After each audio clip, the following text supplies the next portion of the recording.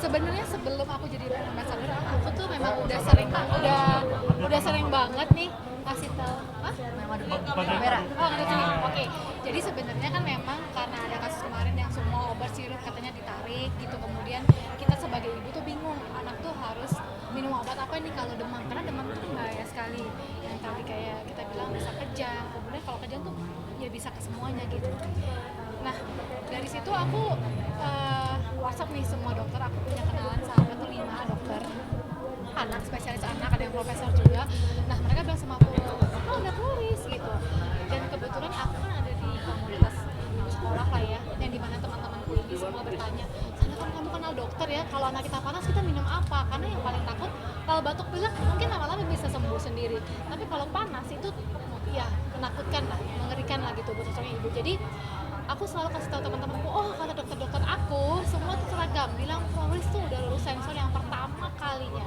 Jadi aku tuh kasih tahu semua ibu-ibu kalau Floris tuh harus sediain di rumah karena ini yang lulus sensor pertama kalinya Europe yang memang udah diuji aman gitu. Jadi makanya aku pasti bilang, oh kamu jadi brand ambassador Floris. Oh aku bilang pas dia, karena aku capek banget kadang-kadang harus kasih tahu satu-satu, tapi kalau ada kejadian kayak gini, ada event kayak gini kan aku bisa sebarin ke semua ibu-ibu Indonesia. Sekarang ada obat penurun panas yang aman yang bisa kita gunakan di rumah sehari-hari.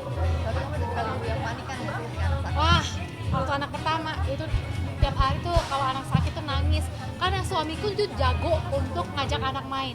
Tapi giliran anak sakit, sayang, dokter bilang apa? Dokter bilang apa? Jadi kalau main suami lebih jago, tapi kalau sakit anakku cowok dua-duanya. Kalau main pasti sama pakai. Tapi kalau sakit pasti nyari mamanya. Suamiku juga gitu. Kalau sakit semuanya nanya aku gimana, minum apa, terus gimana gitu. Jadi aku tuh pikir, waduh aku nggak boleh panik kayak gini nih, nggak boleh nangis sih. Kalau aku nangis yang ada anakku nggak bisa sembuh dan anakku juga jadi panikan gitu. Jadi akhirnya aku memintarkan diri, menjadikan aku jadi ibu yang smart. Oke, harus apa? Jadi aku tuh sekarang udah apa, anak sakit ini harus minum apa, demam minum Floris berapa jam sekali. Jadi aku disiplin untuk obat-obatan, multivitamin. Makanya sebenarnya anakku di sekolah dibilang, kok kayaknya anak kamu gak pernah sakit ya? Sebenarnya anakku juga sakit, yang namanya virus. Mereka di sekolah, anak-anakku tuh kan makan di sekolah, ambil piring sendiri, ambil makanan sendiri, makan sendiri. Memang aku ajarin, memang aku pilih sekolah yang bikin mereka mandiri gitu. Mereka angkut kasur sendiri, bikin spray sendiri, masukin sarung bantal sendiri. Selesai tidur, mereka beresin bantal sendiri, beresin kasur, angkat sendiri.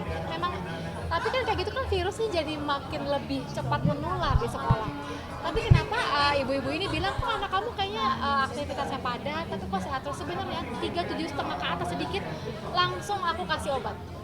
Pasti anakku batuk sedikit, pilek sedikit, langsung aku kasih obat. Aku langsung penanganan pertama tuh yang paling cepat. Makanya anakku tidak pernah sakit berlarut-larut gitu. Karena aku pikir penanganan pertama itu harus tepat gitu.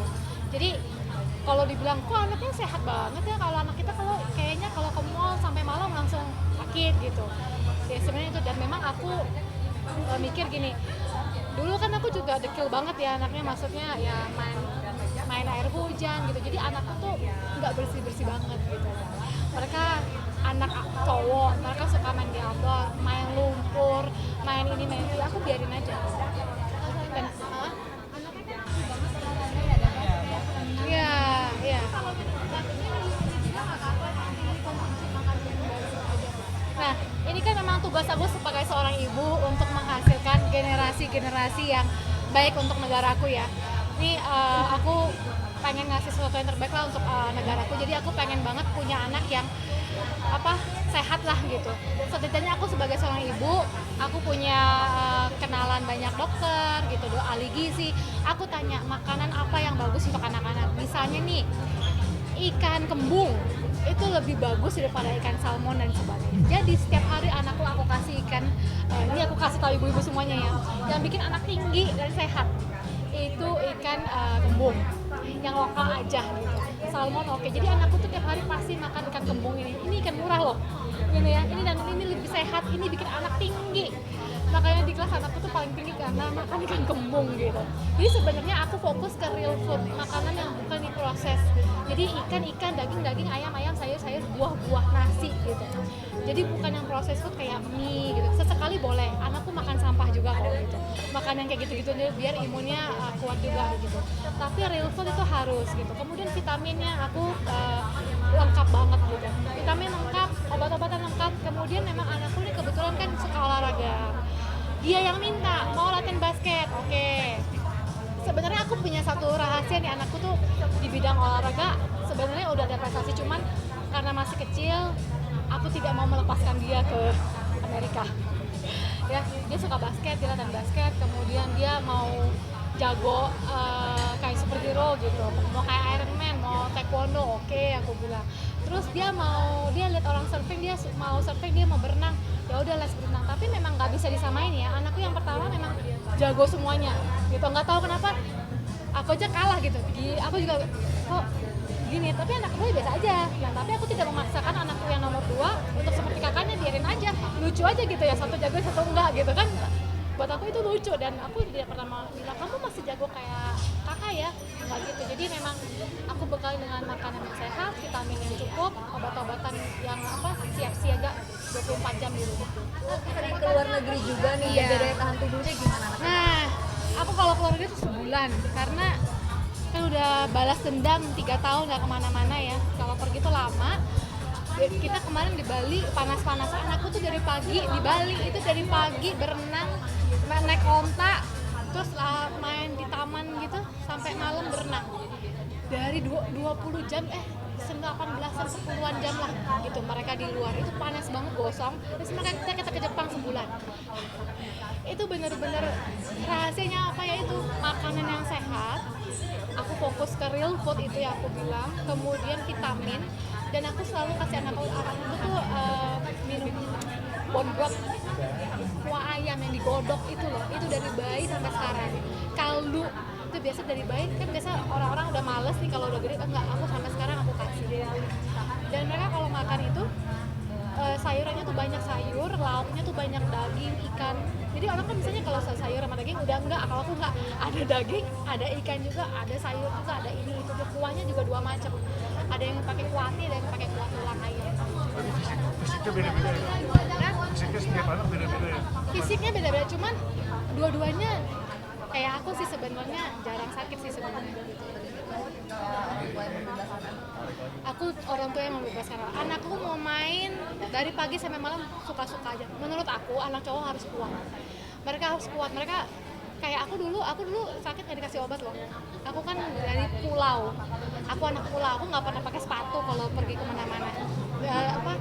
Nyeker di pasir gitu. Aku mandi air hujan. Panas-panasan aku jarang sakit. Tapi aku pikir kayaknya itu yang bikin aku kuat gitu. Kalau waktu aku syuting stripping setiap hari, kan aku peran utama, yang lain pada sakit, aku nggak sakit. Aku pikir karena mungkin dulu aku dekil ya gitu, maksudnya nggak terlalu dimanjain gitu. Jadi anak-anakku, mami mau pergi kemana gitu, ya udah.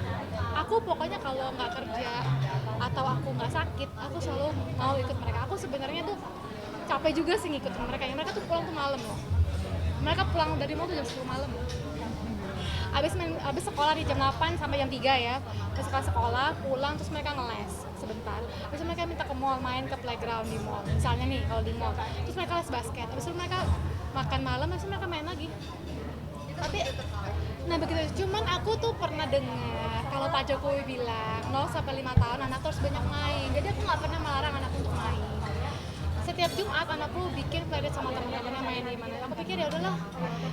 Namanya mereka suka olahraga, mereka suka main juga. Jadi aku pikir anak cowok ya udahlah, mereka mau main, mau olahraga, aku bebasin sih gitu. Kemarin pas di Australia keliling juga naik helikopter ya keluarga ya? Enggak. Adik juga ya? Oh yang itu iya, yang sama adik iya. Kalau anakku sih, anakku yang cowok yang gede ini sebenarnya sih memang dia punya banyak keinginan gitu. Sebenarnya juga dia ada prestasi, cuman aku belum mau ngelepasin sih. Nanti dia rahasia, dia nanti kalau udah jadi baru aku ngomong. Ya, sebenarnya banyak yang udah kontak kita dari luar, dari Amerika. Ini masih konfidensial sih ya. Cuman aku belum berani untuk melepas anakku sekecil itu. Usia berapa apa gitu kalau misalnya berani untuk melepas ini? Ya kan sebenarnya banyak yang nawarin dia untuk ikut camp basket gitu kan di negara-negara luar gitu. Cuma aku pikir kan anakku baru 5 tahun, baru aku lahir masa udah mau dipisahin. Pak cerita teman-teman yang di Australia kemarin gimana sih pas naik helikopter itu kerja atau Oh itu kerja ya sama adik itu masih single itu. Oh itu masih single. Ini kalau Oke. Aduh aku beda banget sama suami. Jadi kalau aku itu orang tuanya dulu aku gedenya diomelin. Kalau suamiku gedenya nggak pernah diomelin. Jadi beda banget. Jadi kalau menurut aku anak itu harus pernah diomelin biar mentalnya juga kuat gitu. Kalau suamiku bilang aku orang baik kok, aku nggak pernah dimarahin sama bapak. Kita beda banget ininya. Suamiku jago banget untuk ngajak anak main. Kalau aku nggak bisa, anakku cowok kan, aduh aku nggak bisa main basket, aku nggak bisa ini nggak bisa itu gitu. Mereka cowok banget. Tapi suamiku bisa ngajakin mereka main gitu, angkat-angkat. Nah kalau aku lebih ke ya udah aku kasih anak-anakku ini kayak pendidikan agama, kemudian kebaikan. Kalau aku bilang ke guru-guru mereka, saya tidak perlu anak saya berprestasi. Yang penting anak saya bahagia di sekolah. Sama aku tuh lebih senang kalau dengar anakku tuh yang gede, kebetulan anakku yang besar ini kebetulan dipanggil ya anak yang baik lah gitu, karena dia baik. Nah itu aku lebih senang gitu. Karena menghasilkan anak-anak yang baik menurutku tuh udah poin yang terbaik yang pernah bisa aku kasih buat negara ini. kalau budaya itu sendiri ke anak-anak nuruninnya seperti apa? Kayak tadi makanan ternyata pesantren yang berada itu makan tadi ikan kembung anaknya gitu. Iya. Gimana sih? Anakku kemarin tuh yang gede barusan nanya, Mami, kok ada anak di jalan lagi hujan-hujanan jualan tisu? Kenapa? Katanya, sekolah nggak? Anakku yang besar kebetulan anaknya agak sensitif gitu. Anaknya sangat baik, dia sangat sayang sama keluarga dan teman-temannya. Dia tanya, terus saya bilang, makanya kita harus bersyukur, nggak semua orang bisa sekolah kayak kamu, bisa makan kayak kamu, makanan harus dihabiskan. Makanya kita harus menjadi orang yang baik. Dan kebetulan saya sih merasa untuk sekarang saya berhasil untuk mengajarkan anak saya menjadi orang yang baik sih gitu. Karena gurunya semua bilang anaknya kok anakku ini itu seneng banget membantu orang lain gitu yang gede ya, pakein sepatu temannya, lepasin sepatu temannya gitu, temannya sedih langsung dibantu gitu. Cuman yang harus dikasih tahu adalah nggak perlu semua orang dibantu, kata gurunya. Terlalu baik gitu. Oh oke. Tapi at least saya yang penting kalau aku sama suamiku bilang anak kita nggak perlu prestasi banget, nggak perlu paling pinter di sekolah, nggak perlu paling ini, yang penting jadi anak yang baik dan benar ya. Tapi dari fasilitas yang ada di rumah semuanya ini dia gimana? Sebagai orang tua ya, kebetulan misalnya kita bisa kasih fasilitas ya saya kasih. Kayak misalnya dia mau ngeles basket ya udah, saya les basket itu saya nggak pernah nyuruh anak saya ngeles basket, les taekwondo, nggak pernah. Itu mereka yang minta, kebetulan saya bisa kasih ya udah saya kasih gitu. Kalau buat orang Sebenarnya banyak yang udah nawarin ya, cuma saya masih tahan dulu, soalnya ini masih 5 tahun. Saya masih harus banyak bersama anak-anak saya gitu. Banyak yang nawarin dari luar negeri sih gitu, dari Amerika kemarin. Jadi tunggu dulu, masih 5 tahun. Pak terakhir Pak harmonisan dengan suami kita lihat masih Valentine Barut kayak gitu. Iya dong. Musik LBG gimana sih? Sebenarnya kalau suami istri tuh ya berdua aja sih ya, gimana ya.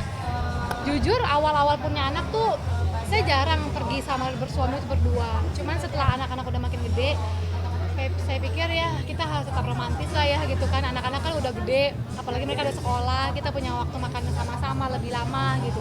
Kalau dulu kan mungkin masih kecil, masih ribet gitu. Kalau sekarang anak-anak udah sekolah, kita bisa sarapan dengan teman, kita bisa makan siang dengan teman. Jadi ya hubungan mah berdua aja sih, aku sih ya yang kayak kita makan berdua ya gitu, kita sini berdua ya.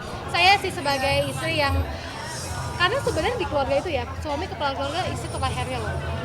Jadi hubungan kita sama suami, hubungan sama anak tuh semuanya kita yang menentukan. Makanya penting kita bahagia. Terima kasih teman-teman. Oke, thank you semuanya.